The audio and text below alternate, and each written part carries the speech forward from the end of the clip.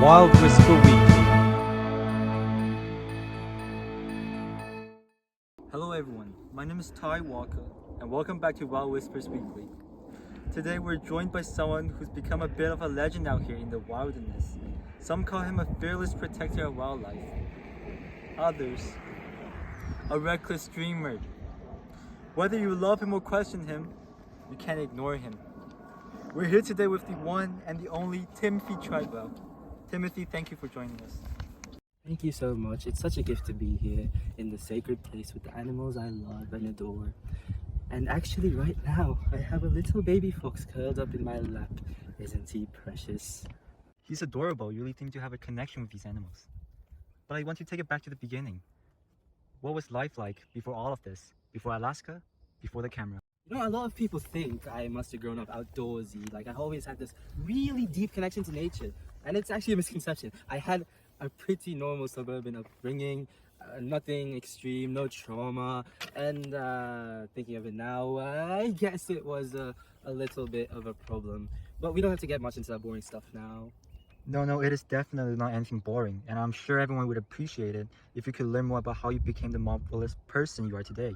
Of course, as long as you don't mind sharing. Okay, yeah, it's okay. I understand. I mean, it was like everything was fine, but I wasn't. So when did things start to change for you? Was there a moment that made you realize you needed something different? Well, after high school, I thought I had it all figured out. I got a college scholarship for diving, which felt like a real shot at something. But then I blew it. I lost the scholarship, and then I kind of unraveled. I tried to find something else, so I moved to California. I got lost in the acting scene, chasing fame, and chasing approval. I came so close to getting a part on Cheers, which I really wanted, and I didn't, and that broke me. I fell into addiction, drinking and drugs, and it got really dark. I didn't like who I was becoming. That sounds incredibly difficult. So was coming to Alaska a way to escape that version of yourself? Yeah, I guess it was. At first it was just a trip, something to reset. But the moment I saw a grizzly, it was like everything shifted. They were so powerful, so majestic, just calm. And it mesmerized me. It was so peaceful. I felt like they looked through me and like they didn't care who I'd been.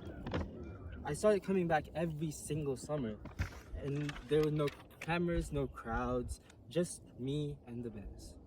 For the first time in my life, I wasn't pretending. I wasn't chasing anything. I was something. That's a pretty powerful transformation. And then later you began filming your experiences. Why start documenting everything? I started realizing that these animals, the bears, the foxes, all of them, were in danger.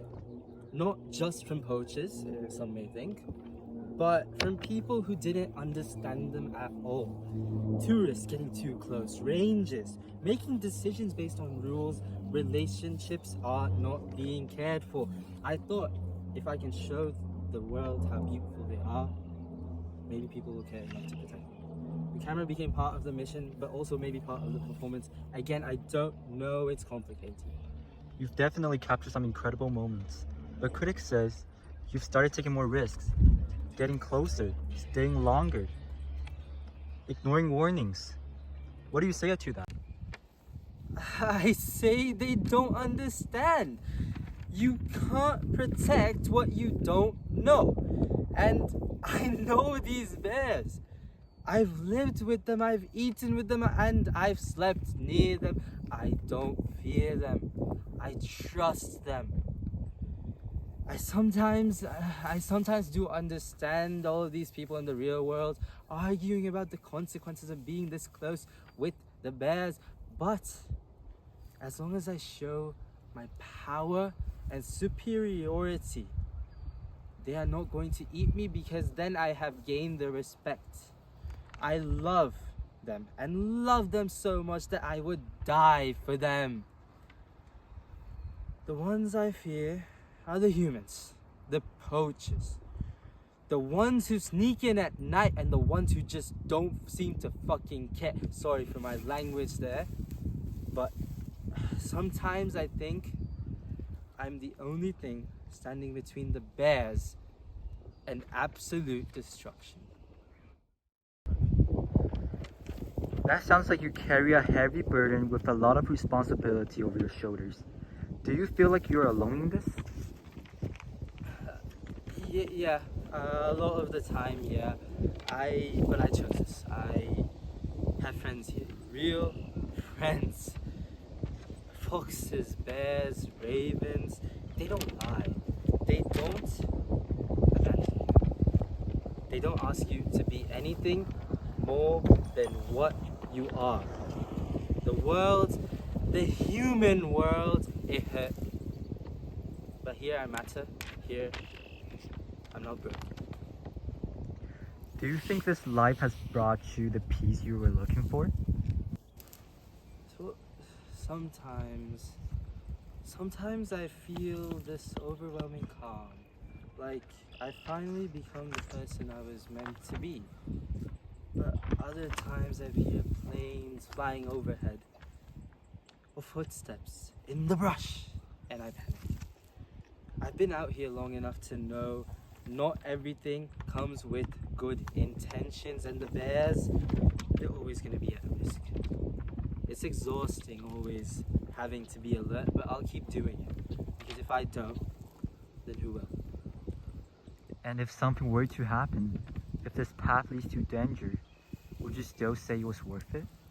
Absolutely. If I die out here, I die doing what I love. The only thing I love. I die for them. Not many people get to say that in their lives. I found my peace.